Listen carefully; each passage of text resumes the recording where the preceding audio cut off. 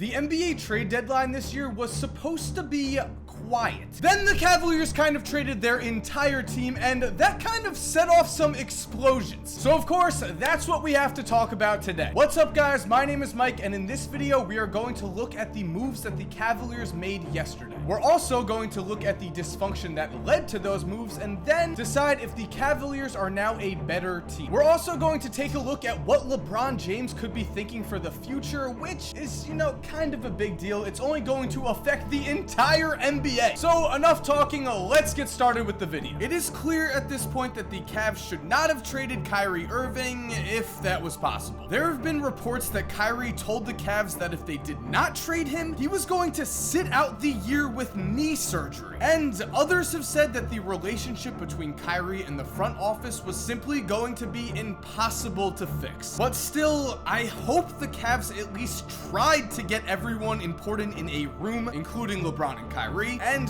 tried to talk things out. Maybe they could have brought up things like, we've already proven we can win a championship with this core, and we have two guys who have also proven they can dominate on the game's biggest stage. Why not give this just one more season? But as we all know, that did not happen, and so the Cavs traded Kyrie and got back what looks like a decent deal at the time, but has proven to be pretty horrible. Isaiah Thomas missed serious time with injury, and since he's been back, has been hurting the team while trying to get back into playing shape. Meanwhile, Jay Crowder's numbers are down across the board, and it just seems like he's not the same player when he plays for a coach that is not named Brad Stevens. Now, to be fair, before we continue, I do want to say the Cavs did get the Nets pick back in this trade, and that pick could turn out to be a huge part of their franchise moving forward. With that said, their intentions in this Kyrie trade were to remain a top championship contender, and obviously, that has not been the case. Now, it seems like every season since LeBron came back to the Cavs, there have been reports that the team has had its struggles, but I've gotta say, it's never been this bad. In their last 22 games, a roster that has one of the best players of all time and is supposed to be the best team in the Eastern Conference has gone 8-14 and slipped to 3rd in the East. Currently 7.5 games behind the Celtics, who are missing one of their best players. To put it simply, there is absolutely no excuse for this, and the problem is clear. There was, and still are, some serious chemistry issues in the Cavs locker room. To give you just a few examples of this, recently the Cavs held a pretty famous player meeting where they revealed that they thought Kevin Love was faking an illness to not play. During that same meeting, they also began to take turns calling each other out and yelling at each other, and LeBron rounded out this madness by apparently cursing out 2 team officials. Not exactly what you want to hear if you're a Cavs fan who's hoping that LeBron stays this season. And on the court, the team's problems have also been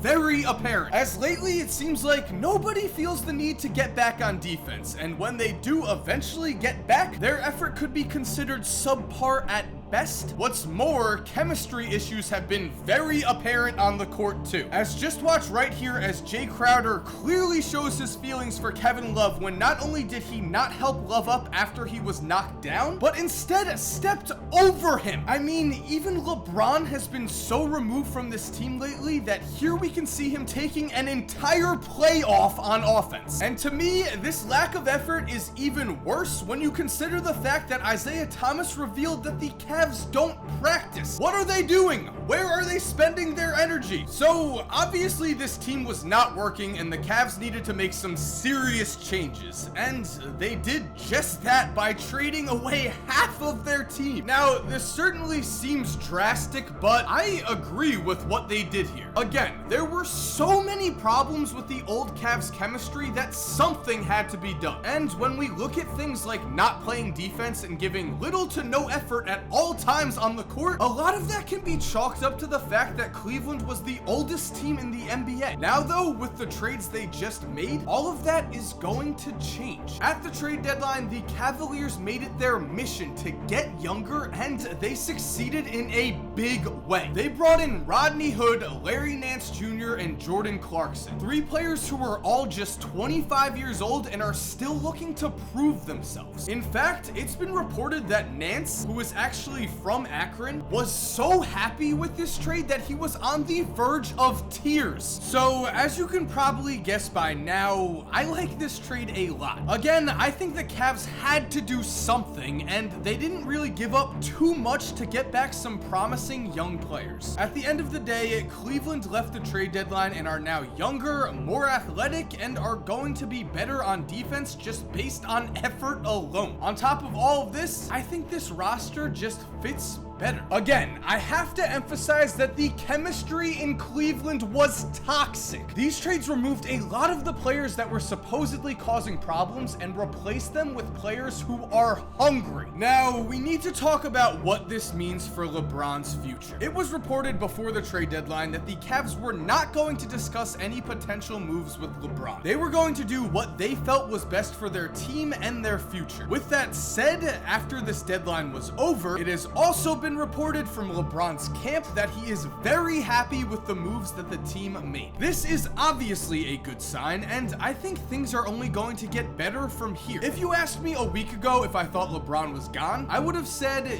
yes. That's how dysfunctional the Cavs were. That's how unhappy LeBron seemed this year. I mean, if you don't believe me, just look at his numbers in the last 22 games. The man has been averaging almost 5 turnovers a night. But now, after these trades, things are going to change, and they're going to change fast. This is no longer an older roster full of vets who all have their own opinions on how to win and get angry and snap at each other when things aren't going right. Clarkson, Nance, and Hood are 3 players who know that LeBron is the unquestioned leader of this team and are going to do whatever he says in order to win basketball games. In particular, I'm really excited to see how good Larry Nance Jr. can become now that he's playing with LeBron. It's been said by league executives that Nance is the type of player who at all times is only thinking one thing: what can I do to help my team win this basketball game? That's the kind of guy LeBron needs on his team. He doesn't need veterans who are stepping over their own teammates when they get knocked down. So I'm not going to sit here and tell you that now LeBron is definitely staying in Cleveland, but I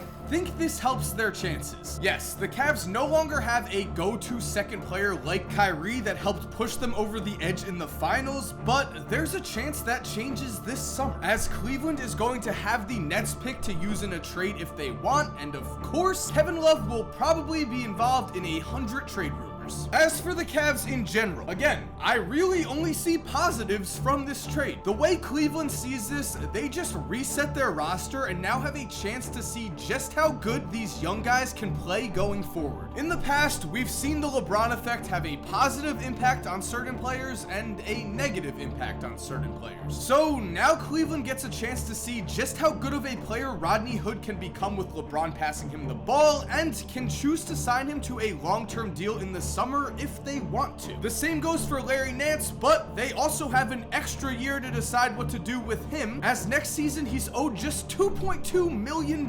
And sure, it's unfortunate that George Hill is going to make $19 million next year, but maybe playing for an actual good team will wake him up this year and he'll go back to being the solid point guard we've seen throughout his career. So again, I have to say, I'm not sure that LeBron James is going to re-sign with the Cavaliers this summer. In fact, I'm almost positive that LeBron does not know what he's going to do yet. I'm sure as the offseason comes around, teams like the Rockets, Spurs, and Lakers are going to pitch him, and maybe LeBron is going to give in and sign with one of those teams. What I will say though is that this younger Cavs team gives the organization a lot more options in the future, and it also gives them a better chance to re-sign LeBron this summer. As for people saying that Cleveland gave the Lakers a chance to now sign 2 or 3 max free agents this offseason, I'm sure if LeBron wanted to go to the Lakers and bring other people with him, he'd figure out a way to do that no matter what. So I'm not really concerned about that. And that wraps up today's video, guys. I hope you enjoyed. If you're new to this channel, make sure to subscribe. We're doing videos every Monday, Wednesday, and Friday around 6 p.m. Eastern here. Basically, if you love the NBA, I guarantee you will love this content. And if you're already subscribed, thank you so much for supporting. You're awesome. We all know it. And as always, have an awesome day, and cue that music. I'm missing you.